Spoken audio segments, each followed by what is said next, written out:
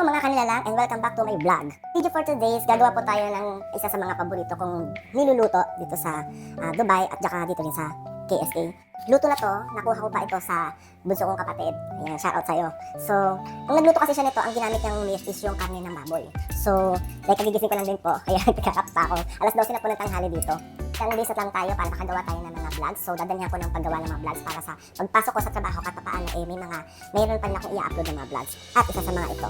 Ito po ang papakita ko po sa inyo ang mga main ingredients ng aking lulutuin for today. Ito po ay isang chicken na lulutuin ko through tomatoes. Ito po yung kinamatisang manok.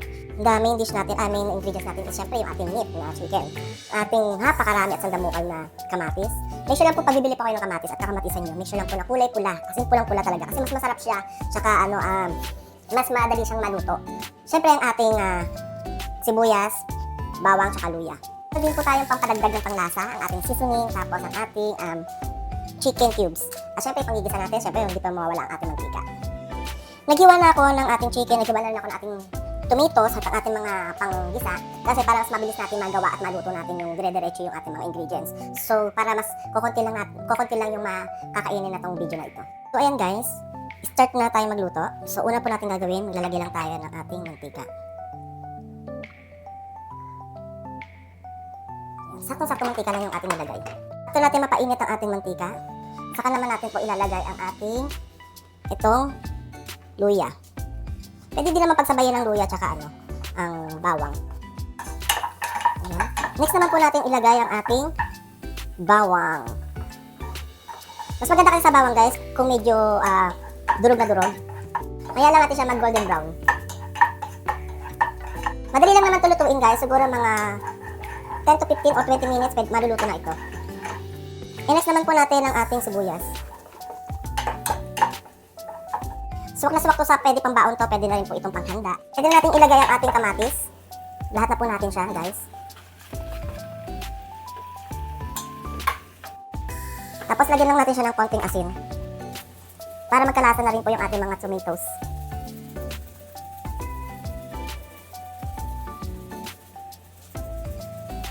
Pwede rin natin lagyan ng ating pamintang durog.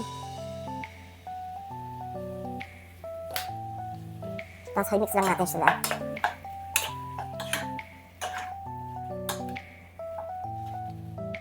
Habang sinasangkot siya natin ang kamatis sa sibuyas, bawang at sa luya, takpan na rin po natin siya para mas madali po maluto ang ating mga kamatis.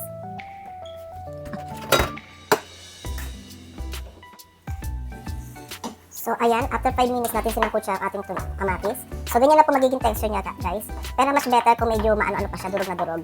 Pero kung meron po kayong processor, pwede nyo naman siyang gamitin directly. Para mas madali siyang maluto talaga. At mas makuha niyo talaga yung rich ng tomato. Alam niyo po guys, trivia lang ha, mga kanila lang. Ang tomato is mayaman siya sa vitamin C, vitamin E at vitamin D. Kaya nakakapagpakinis siya ng ating mga skin. Maganda rin ito sa mga pag-boost ng ating immune system. Pero kapag kinain siya ng hilaw, wala kang makukuha lycopene sa kanila. Pero ang lycopene kasi nakukuha yan kapag luto ang tomato. Ayun. Nakuha ko lang po yan kay Doc Alvin. Ayan, kung napapanood niyo po yung mga kanyang mga vlog. Napanood ko nakarang araw yung kanyang vlog, kaya naisipan ko magluto ng kamatis na may manok. Ayan. Tapos, kapag naluto yung kamatis, dyan tayo makakakuha ng lycopene. Lycopene na pwedeng kumontra sa mga cancer natin sa katawan. Now, ilagyan na po natin ng isa-isa ang ating mga manok.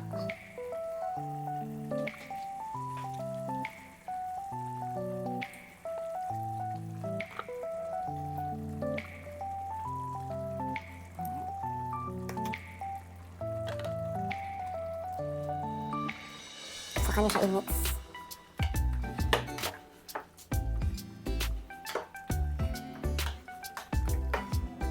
Tapos ilagay niyo na siya. Lagyan niyo siya ng magic sarap para mas umano kagad yung lasa. Ngayon nasa sa inyo na po kung gusto niyo pong lagyan ng konting tubig para mas gusto niyo na may sabaw-sabaw. Kasi sa akin okay na po kasi yan eh. Yung medyo may pagka-saucy ng saucy siya.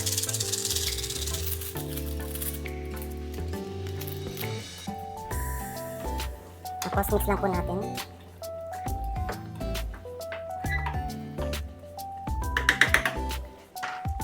Takpan lang po natin siya ng 5 minutes hanggang sa maluto yung chicken. So ayan guys. So hindi pa luto yung ating chicken dyan. So niluto lang natin siya na mga 3 minutes. So lalagyan na natin yung ating Knorr cubes chicken cubes. para magkalasa na siya. Wala po akong nilagay na tubig dyan, any kind of liquid. So yan na po talaga yung sauce niya, nanggagaling sa chicken tsaka sa tomatoes. So magdadagdag din po ako. Ito ay optional lamang po kung gusto niyo po na medyo may konting asin. Sa akin kasi mas gusto ko yung konting asin ng ng lalabal. Ayan. Lalagyan ko lang po siya, optional lang siya.